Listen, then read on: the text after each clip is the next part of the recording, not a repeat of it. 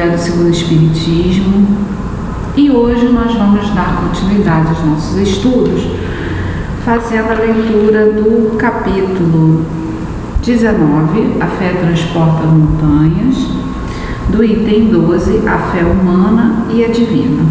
E Kardec nos ensina assim: no homem, a fé é o sentimento inato dos seus destinos futuros, é a consciência que ele tem das faculdades imensas depositadas em germe no seu íntimo, a princípio em estado latente, e que lhe cumpre fazer que desabrogem e cresçam pela ação da sua vontade.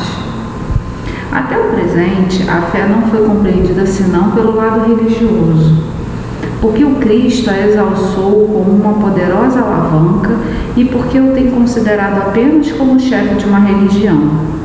Entretanto, o Cristo que operou milagres materiais mostrou por esses milagres mesmos o que pode o homem quando tem fé, isto é, a vontade de querer e a certeza de que essa vontade pode obter satisfação. Também os apóstolos não operaram milagres seguindo-lhes o exemplo. Ora, que eram esses milagres, senão efeitos naturais cujas causas os homens de então desconheciam, mas que hoje em grande parte se explicam e que pelo estudo do espiritismo e do magnetismo se tornarão completamente compreensíveis.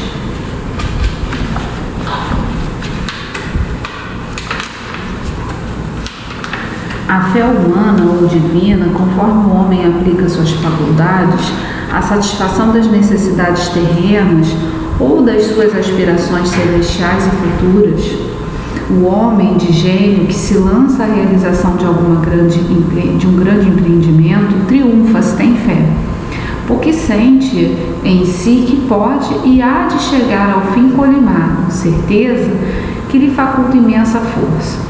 O homem de bem, que crente do seu futuro celeste, deseja encher de belas e nobres ações a sua existência, ao ler na sua fé, na certeza da felicidade que o espera, a força necessária. E ainda aí se operam milagres de caridade, de devotamento e de abnegação. Enfim, com a fé não há maus pendores que não se chegue a vencer. O magnetismo é uma das maiores provas do poder da fé posta em ação. É pela fé que ele cura e produz esses fenômenos singulares, qualificados outrora de milagres. Repito, a fé é humana e divina. Se todos os encarnados se achassem bem persuadidos da força que em si trazem e se quiserem pôr a vontade a serviço dessa força, seriam capazes de realizar o que até hoje eles passariam de prodígios e que, no entanto, não passa de um desenvolvimento das faculdades humanas. O Espírito Protetor, Paris, 1863. Então, vamos unir os nossos pensamentos para a gente fazer uma breve oração para colocar essa fé em movimento. E digamos assim: querido Jesus, queridos espíritos amigos, nós estamos aqui reunidos virtualmente para estudarmos sobre o Evangelho, que as nossas mentes e os nossos corações estejam abertos às boas intuições, às boas sugestões dos nossos anjos da guarda. Que assim possa ser, graças a Deus. Então, meus amigos, hoje a gente tem esse item muito, muito, muito rico sobre a fé, né? Muitas vezes a fé ela é questionada, né? Às vezes as pessoas chegam para nós e falam assim: nossa, eu queria ter a sua fé, porque eu não consigo acreditar, eu só acredito vendo, ou eu só vou acreditar em tudo que está aí nesses livros depois que eu morrer e chegar lá no plano espiritual e for assim mesmo. E aí eu sempre pergunto: mas e se não for? Então, foi bom você ser bom, ético, porque a gente conquista. Então a fé, ela é exatamente isso, é a conquista. A gente, é claro, né? Muitas vezes uma pessoa que não possui fé nessa encarnação foi alguém que em momentos passados ou não refletiu muito sobre isso, ou passou por algumas circunstâncias onde se confundiu a divindade, o sagrado com os atos humanos, porque a gente sabe pela nossa história que a gente andou fazendo lá pela Idade Média, né, um pouquinho antes, na época de Jesus, não foram atos muito bons. E muitas vezes aquelas vítimas, né, elas se confundem com a questão da fé. Tem um caso muito interessante sobre isso, trazido no livro Dramas da Obsessão, da Dona Ivone Pereira, e é um trabalho que o Dr. Bezerra de Menezes coordena, e é muito interessante porque a Dona Ivone recebe uma carta de uma pessoa dizendo que estava acontecendo um caso de suicídio coletivo em determinada cidadezinha. E aí a questão espiritual vai se desenrolando, né? E o Dr. Bezerra de Menezes acaba chegando até essa cidade. E o que era aquele sistema de obsessão que todo mundo da mesma família estava produzindo aqueles suicídios? Era um grupo de espíritos que tinha sofrido muito na Idade Média pela Inquisição e agora estava cobrando, né, das suas vítimas. E é muito interessante porque nesse caso eles não aceitavam o nome de Jesus, porque eles eram judeus, então eles não aceitavam o nome de Jesus. Eles confundiam, né, Jesus com a prática dos religiosos. Então muitas vezes o ateu de hoje, a pessoa que tem um pouco de resistência à religião, ela em algum momento da vida dela pode ter vindo a sofrer esse tipo de perseguição. Não, mas não necessariamente. Pode ser também uma pessoa que não tenha parado para pensar muito sobre isso, designou bastante o pensamento dela, os sentimentos para as ciências, né, para as artes, e nunca parou para pensar na questão do divino. Mas o que é importante aqui nessa mensagem, né, que a gente tem no Evangelho, né? Eu acho que tem duas mensagens muito importantes, tanto no primeiro quanto no último parágrafo. Então, se a gente for acompanhar a leitura aí do nosso Evangelho em casa, a gente vai ver assim, ó: no homem, a fé é o sentimento inato de seus destinos futuros. Então, a fé é um atributo que nós temos, todos temos, é inato. Nós nascemos com isso. Não importa em qual momento do planeta ou qual região do planeta a gente renascer. A fé sempre vai ser um sentimento inato. Tanto é que quando a gente está lá na escola, estudando, né, as civilizações antigas, a gente vai ver que todas elas tinham o ato de cultuar algo, ou algum animal, ou alguém. Sempre tinha esse culto a alguém, na perspectiva de quê? Da gente saber que existe algo além, né? Além dessa encarnação. Então, ele fala aqui, ó: é a consciência que ele tem das faculdades imensas depositadas em germe no seu íntimo. Então, vamos parar para pensar nas questões, nos exemplos de Jesus, né? Já que a gente está aqui no Evangelho. Jesus, né, até onde a gente sabe, pregou aqui na Terra dos 30 aos 33 e desencarnou aos 33. Tem gente que fala que foi aos 36, mas não importa, né? Ele ficou aqui conosco por volta de 30 anos. Bom, no momento que ele começa a pregação dele, né, ele começa a atrair muita gente pela força do magnetismo dele e pela força do Evangelho em si. Então, muitas vezes, as pessoas vinham de muito longe trazer os seus doentes para que Jesus curasse. E aí, vocês vão lembrar bem que tem aquela passagem onde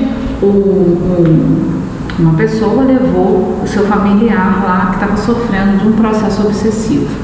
E os apóstolos não conseguiram curar esse obsidiado. Estava doente, com certeza, né? Trazia todos aqueles traços lá da obsessão. E aí eles chegam e vão até Jesus, já que os apóstolos não conseguiram curar, vão até Jesus. O que Jesus fala para eles? Né? Ou raça incrédula, até quando hei de estar convosco? Né? Então ele fala assim, nossa, mas isso é uma resposta de Jesus, mas o que ele estava querendo dizer assim? Olha só, eu já ensinei um monte de coisa para vocês, basta que vocês tenham fé, para que vocês possam fazer tudo que eu faço e mais um pouco. Quer dizer, se a gente for parar para pensar, Jesus transformou água em vinho, curava os doentes à distância, né? Fazia uma série lá de o que a gente chama de milagres. A doutrina espírita veio explicando para a gente que não existem milagres. Então, o que é o milagre? O milagre é aquilo que não é explicado. Mas Jesus fazia isso tudo. E ele falou que a gente poderia fazer tudo o que ele faz e mais um pouco. E aí ele foi lá, curou aquela pessoa que estava com processo obsessivo, e os apóstolos foram postos a pensar. Bom, Jesus passa pela crucificação, aquela perseguição dos cristãos todos. Depois que Jesus é crucificado, o apóstolo Pedro fica responsável pela uma casa do caminho, né? Que foi a igreja primitiva, que depois que Jesus sofre lá a crucificação. E nessa casa, né, eram feitas as pregações. Quando Pedro passava pelos doentes, a sombra dele curava. Pedro, que era uma pessoa de caráter irritadiço, Pedro era irritado, né, era nervosinho daquela turma. Ele negou Jesus 3 vezes na noite lá da crucificação.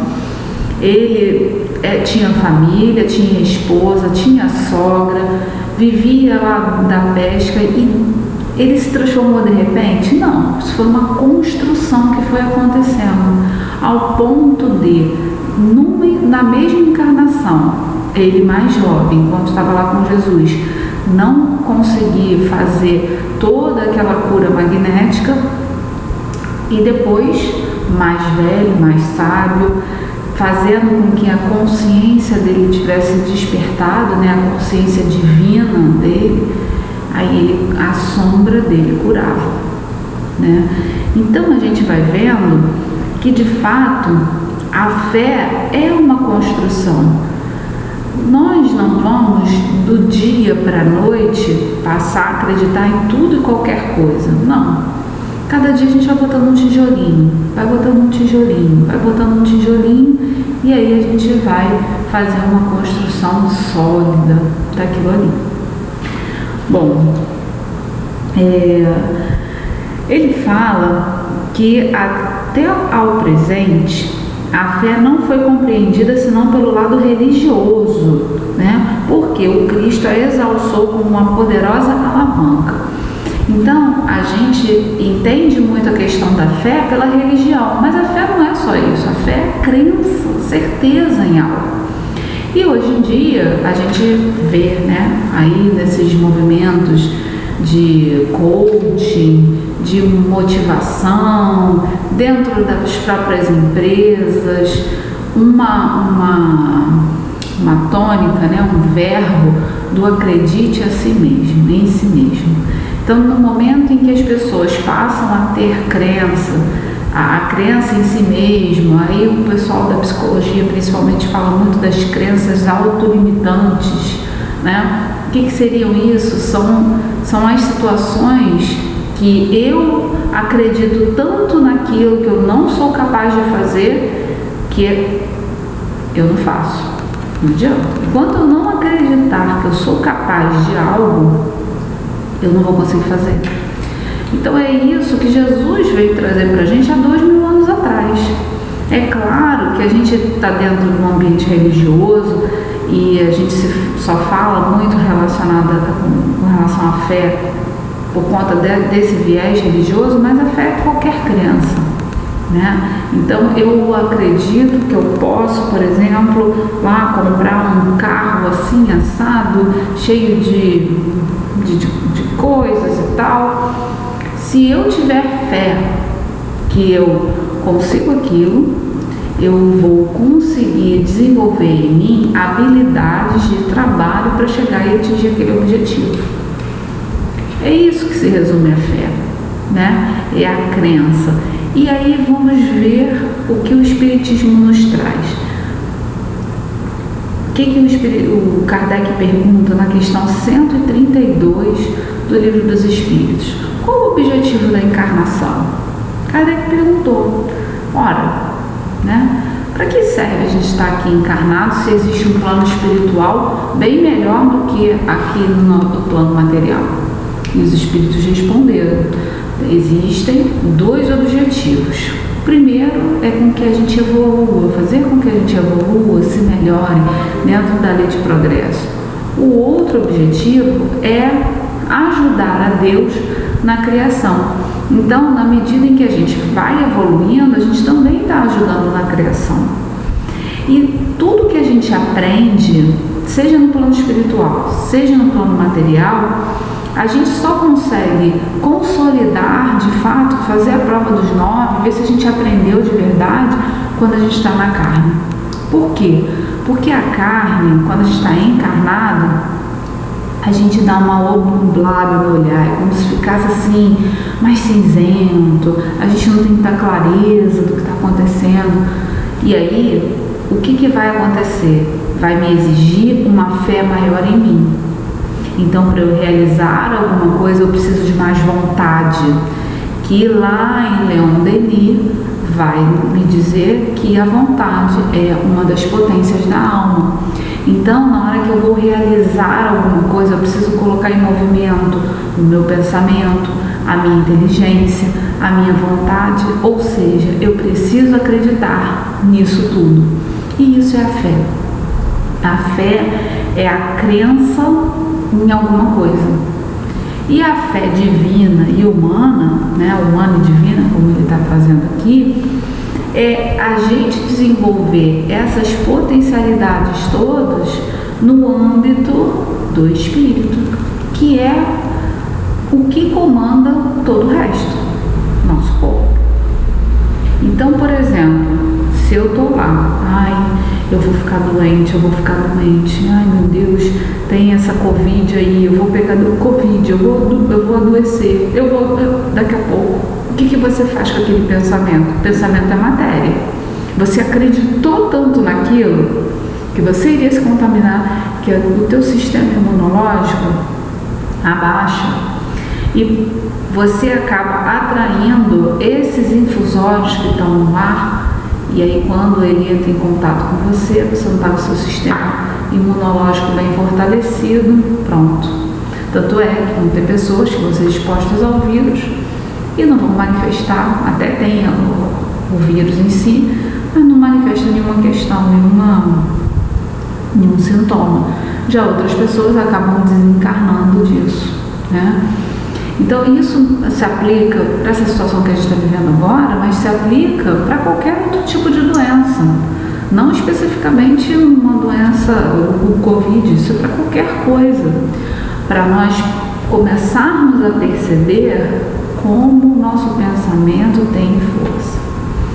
E na medida que a gente vai evoluindo, na medida em que a gente vai aprendendo mais, a gente vai se conhecendo, a gente vai se desenvolvendo, essas potencialidades, elas vão se fortalecendo em nós, fazendo com que ocorra, ou melhor, fazendo com que seja atribuído a gente mais responsabilidade.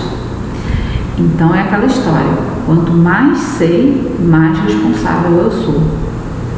E quanto mais eu conheço, quanto mais eu aprendo, mais a fé eu vou desenvolvendo, porque eu acredito naquilo. Então, as minhas crenças é que vão determinar o meu caminho para o bem ou para o mal. Então, se eu acredito que eu sou uma pessoa que não é merecedora da felicidade, se eu acredito que eu sou uma pessoa que não faço nada direito, que não sou perfeito o suficiente, que isso, enfim, que eu não mereço o amor dos outros, qualquer coisa, qualquer tipo de crença que eu acreditar e alimentar, aquilo de fato vai acontecer. Porque a fé tem essa força, né? Essa força concretizadora. Então a gente precisa estar muito afinizado com o plano espiritual superior. E como a gente vai fazer isso? Mas eu tenho um pensamento recorrente lá, que eu não sirvo para nada, ninguém me ama, ninguém me quer perto, enfim. O que você precisa fazer é parar, pensar, botar o raciocínio, por isso o espiritismo é considerado uma fé raciocinada, e começar a se questionar, mas espera aí, Deus parou 1 minuto da criação toda do que ele estava fazendo e me criou. Daí você já vê a sua importância, certo? Me criou único, porque cada um de nós tem uma característicazinha que é única, só você tem aquilo. E os outros, cada um tem a sua. Nos colocou inteligência, sentimento, colocou todos esses atributos aí dentro da nossa alma. Pronto, fomos criados, ganhamos a individualidade, somos espíritos. Nos colocaram para estar aqui encarnados agora, todos juntos nesse momento lá da humanidade. Por que será? É por acaso? Por acaso existe acaso na criação? Então, cada um de nós que está aqui encarnado tem um papel a desempenhar na criação, porque nós somos únicos. Então, tem uma característica que é única em cada um, que na soma de todos vai se formar algo divino e perfeito, porque nós somos divinos e perfectíveis, ou seja, estamos no caminho da perfeição. Então, se nós estamos no caminho da perfeição e temos essa natureza divina, quem somos nós? Somos filhos de Deus. E o que podemos realizar? Tudo.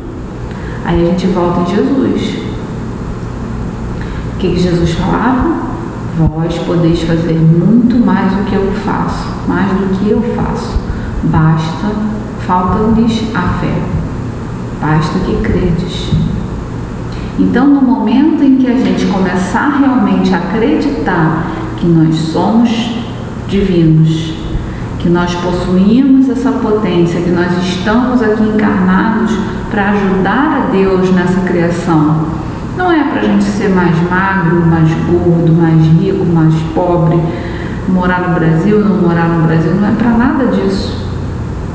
É para que a gente se aperfeiçoe e ajude a Deus na criação. Então, no momento em que isso desperta em nós, a gente pode começar a produzir muita coisa boa, né? Bom, lá no finalzinho ele já vai falando assim: o magnetismo é uma das maiores provas do poder da fé posta em ação, e é pela fé que ele cura e produz esses fenômenos singulares, qualificados outrora de milagres. E quantos milagres a gente está vendo aí nessa pandemia? Na verdade, sobre os milagres, a gente vai remeter ao estudo que Kardec fez lá na Gênese. Então, lá na Gênese, Kardec explicou o que eram os milagres. Na verdade, os milagres, eles não existem. Por quê? Porque o milagre é tido como algo sobrenatural, e não existe nada sobrenatural, não existe nada além das leis da natureza acontecendo. O que ocorre de fato é que nós não temos conhecimento de todas as leis da natureza.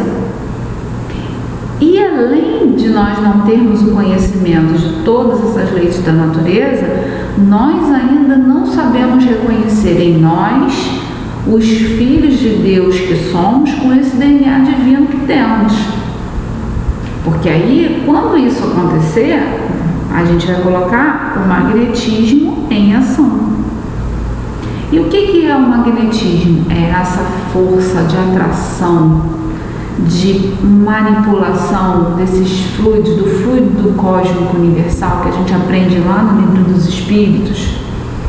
Então, por exemplo, quando Pedro passava e a sua sombra curava, ele estava colocando a sua força magnética naquelas pessoas, naquelas curas.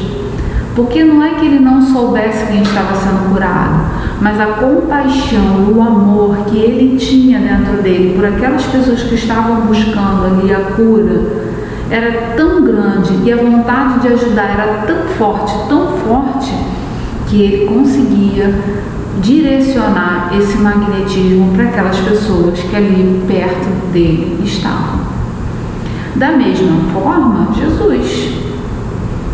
Da mesma forma, outros médiuns que a gente conhece aí no movimento espírita e outros que a gente nem nunca ouviu falar. Quantas vezes aquela rezadeira velhinha lá no interiorzão, né, fazia lá uma oração, uma prece, rezava, a gente é aquele mal olhado, que na verdade a gente vai identificar que não é um mal olhado, mas assim uma desregulação, né, fluídica da pessoa. Quantas vezes aquela senhorinha que não entendia nada, muitas vezes analfabeta, ela ia lá, passava a rodazinha lá no bebê, na criança, no doente, no velhinho, e a pessoa ficava boa. É o magnetismo em ação. É uma força que está disponível para todos, né? Então, o que nos cabe com isso? Estudarmos, começarmos a procurar um caminho para que essa potência que a gente tem possa começar a exercitar, a ser exercitada. Isso vai acontecer em uma encarnação? Não, isso é ao longo de muitas existências nossas, porque nós somos imortais, nós não morremos nunca. E quando a gente aprende, e aprende com sinceridade, com amor, com vontade, a gente nunca mais esquece aquele conhecimento. A gente pode passar, inclusive, pela desencarnação, mas se aquele valor se gravou na nossa alma, na próxima encarnação ele vai vir como uma característica natural nossa. E para finalizar, ele fala lá: a fé é humana e divina. Se todos os encarnados se achassem bem persuadidos da força que em si trazem, e se quisessem pôr a vontade a serviço dessa força, seriam capazes de realizar o que até hoje eles chamam prodígios e que, no entanto, não passa de um desenvolvimento das faculdades humanas. Olha que interessante o que ele está dizendo aqui para a gente. No momento em que a gente realmente incorporar essa fé humana e divina, nós vamos realizar coisas incríveis e isso faz parte da nossa humanidade. Então, hoje, o que nós consideramos milagre, o que nós consideramos santos, né, santas, nada mais passa a ser do que o desenvolvimento dessas faculdades naturais da nossa humanidade. Então, por exemplo, quando Francisco de Assis recebe o leproso e vai banhando aquele leproso, beijando as feridas daquele leproso, e a cada beijo e a cada banhar das feridas daquele leproso, as feridas vão cicatrizando, vão passando, e ao final daquele banho o leproso não é mais leproso. E a gente acha isso extremamente fantasioso, né? Meu Deus, só um santo como o Santo de Assis, São Francisco, poderia fazer. Não, nós podemos fazer. O que nos falta é fé. O que nos falta é amor. O que nos falta é a fé em nós mesmos, que nós somos filhos de Deus. Agora, sabendo disso, o que nós precisamos fazer? Só começar a trabalhar esse pensamento dentro de nós, na certeza de que vamos desenvolver essa faculdade com muita humildade, que nós não vamos aprender tudo nessa vida, mas a gente já vai ter dado o pontapé inicial. Então, meus amigos, no dia de hoje, que a gente possa trabalhar esse pensamento dentro de nós, que a gente possa agradecer muito a essa doutrina tão esclarecedora que é a doutrina espírita, e que tenhamos a certeza de que Deus nos criou, nosso Pai de infinito amor e bondade, nos criou para amar, nos criou por amor e nos criou para sermos felizes. Que a paz desses espíritos, que esse amor profundo e divino toque a cada um de nós, invada os nossos lares nesse momento, e que nós possamos receber esse amor, esses sentimentos superiores e contribuir com o nosso Pai na criação, sendo filhos obedientes e muito amorosos com o nosso Criador. Que seja em nome de Jesus, em nome desses espíritos amigos, em nome do nosso querido irmão Clarencio, que nós damos por encerrado essa pequena conversa de hoje. Muita paz a todos e graças a Deus.